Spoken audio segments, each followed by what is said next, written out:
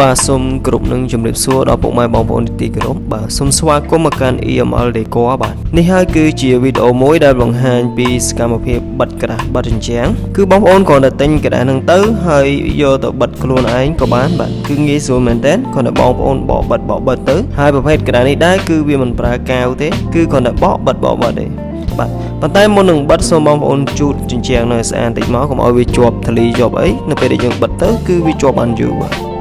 ហើយបើបងប្អូនមានចំណាប់អារម្មណ៍ចង់តាក់ទងទិញនៅក្រាស់បិទជញ្ជាំងនេះដែរគឺបងប្អូនអាចទំនាក់ទំនងតាមលេខទូរស័ព្ទ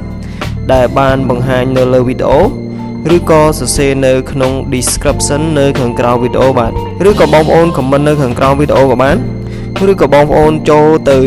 chat នៅក្នុង page EML DecoR ក៏បានសូមអរគុណសូមជម្រាបលា